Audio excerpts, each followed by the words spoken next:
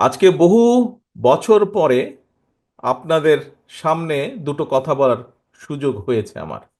আলহামদুলিল্লাহ। আজকে আমরা এখানে একত্রিত কেন হয়েছি এই বিষয়টি আপনারা সকলেই জানেন। আজকে আমরা এখানে সকলে একত্রিত হয়েছি আমাদের ভাই গোলাম রাব্বানি, তার সাথে কি হয়েছে, কিভাবে এই মানুষটিকে হত্যা করা হয়েছে, কিভাবে তার পরিবার নির্যাতিত হয়েছে, এই সকল কিছুই আপনারা জানেন, কারণ আপনারা এই এলাকারই মানুষ। প্রিয় ভাই বোনেরা, এই যে গোলাম রাব্বানিকে হত্যা করা হয়েছে, গোলাম রাব্বানি শুধু একজন নয়। গত 16 বছরে যেই স্বৈরাচার বাংলাদেশ থেকে পালিয়ে গিয়েছে গত অগস্ট মাসের 5 তারিখে, সেই স্বৈরাচার গত 16 বছরে সারা বাংলাদেশে এইরকম হাজারো গোলাম রাব্বানিকে হত্যা করেছে এবং লক্ষ লক্ষ পরিবারকে নির্যাতিত করেছে। শুধুমাত্র পালিয়ে যাবার কদিন আগেও, পালিয়ে যাবার 1 সপ্তাহ আগেও থেকেও সেই পলাতক স্বৈরাচার প্রায় 2000-এর মতন মানুষকে হত্যা করেছে। পালিয়ে যাবার কয়েকদিন আগেও ক্ষমতা ধরে রাখতে প্রায় 30,000-এর কাছাকাছি মানুষকে সে বিভিন্নভাবে জখম করেছে, বিভিন্নভাবে নির্যাতন করেছে। প্রিয় ভাই বোনেরা, এই যে গোলাম রাব্বানি, এই মানুষটি কে ছিল? মানুষটি একজন সাধারণ মানুষ ছিল। মানুষটি একজন রাজনৈতিক কর্মী ছিল। তার দোষ কি ছিল? তার দোষ ছিল সে দেশের মানুষের যেই অধিকার, কথা বলার অধিকার বলি আমরা, ভোটের অধিকার বলি আমরা, অর্থাৎ মানুষের যে অধিকার, ওই যে পালিয়ে গেছে যে 5 তারিখে স্বৈরাচার, সে সেই অধিকারকে দাবিয়ে রাখতে চেয়েছিল। গোলাম রাব্বানি সেটার বিরুদ্ধে প্রতিবাদ করেছিল, মানুষের পক্ষে কথা বলেছিল, মানুষের কথা বলার পক্ষে, মানুষের অধিকারের পক্ষে, মানুষের রাজনৈতিক অধিকারের পক্ষে কথা বলেছিল। এবং সে কারণেই স্বৈরাচারের দোসর তাকে হত্যা করেছে, এরকম বহু হত্যা করেছে। প্রিয় ভাই বোনেরা, আজ আমরা হয়তো গোলাম রাব্বানি সহ আরো যারা আমাদের ভাইরা শহীদ হয়েছে তাদেরকে আমরা ফিরিয়ে আনতে পারবো না।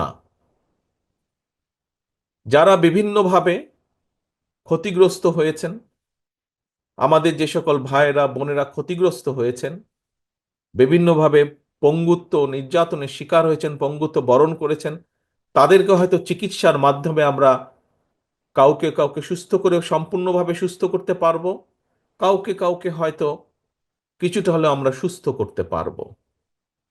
যেই পরিবারগুলো বিভিন্নভাবে ক্ষতিগ্রস্ত হয়েছে, আপনারা সহ বাংলাদেশের মানুষ যাদের পক্ষে সম্ভব, সেই মানুষগুলো যদি এই পরিবারগুলোর পাশে আমরা যার যতটুকু সামর্থ্য আছে তা নিয়ে যদি আমরা পাশে দাঁড়াই, তাহলে সেই পরিবারগুলো আগামী যে কয়দিন বেঁচে থাকবে কিছুটা হলেও ভালো থাকবে।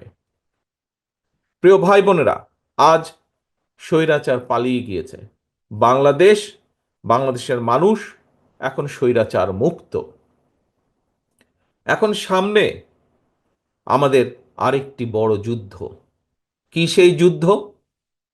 যেই সংগ্রাম, যেই আন্দোলন বিগত 16 বছর যাবৎ এই দেশের মানুষ, বিশেষ করে রাজনৈতিক দলগুলোর নেতাকর্মীরা করেছিল মানুষের সহযোগিতা নিয়ে, মানুষের সমর্থন নিয়ে, সেই অধিকারকে, যে অধিকারকে প্রতিষ্ঠিত করার জন্য, সেই অধিকারগুলোকে পর্যায়ক্রমিকভাবে আমাদের এখন প্রতিষ্ঠিত করতে হবে।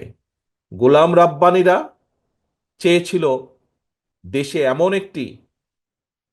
একটি সিস্টেম দেশে থাকুক, এমন একটি ব্যবস্থা দেশে ধীরে ধীরে গড়ে উঠুক, যাতে করে আপনাদের সমস্যাগুলো, এলাকার মানুষের সমস্যা, সমগ্র দেশে গ্রামে গঞ্জে শহরে ছিটিয়ে থাকা হাজারো কোটি লক্ষ কোটি মানুষের যে সমস্যা, সেই সমস্যাগুলো নিয়ে যাতে কিছু মানুষ কথা বলতে পারে এবং সরকার যাতে বাধ্য থাকে দেশের দেশের সমস্যাগুলো সমাধান করার। মানুষের কথা বলবে, সেই কথাগুলো যাতে ঠিকভাবে বলতে পারে এবং সেই কথাগুলো যাতে যেখানে পৌঁছানো উচিত সেই পর্যন্ত পৌঁছাতে পারে। এই ব্যবস্থাটাই গোলাম রব্বানী সহ আরো হাজারো মানুষ যাদেরকে হত্যা করা হয়েছে, গোলাম রব্বানী সহ, গোলাম রব্বানীর পরিবার সহ আরো লক্ষ লক্ষ পরিবার যারা নির্যাতিত হয়েছে, সেই পরিবারগুলোর সেই পরিবারগুলো এই ব্যবস্থাটাই নিশ্চিত করতে চেয়েছিল, যাতে আমরা একটা দেশ গড়ে তুলতে পারি। আজ এখানে আমরা উপস্থিত হয়েছি গোলাম রাব্বানির পরিবারকে একটি বাসস্থান তৈরি করে দেওয়ার জন্য। গোলাম রাব্বানির পরিবারের পাশে দাঁড়িয়েছি।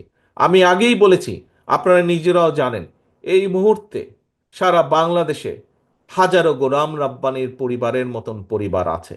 আসুন, আমরা কি চাই আগামী দিনগুলোতে এইরকম আর কোনো গোলাম রাব্বানির জীবনে যা ঘটেছে এরকম কোনো ঘটনা ঘটুক?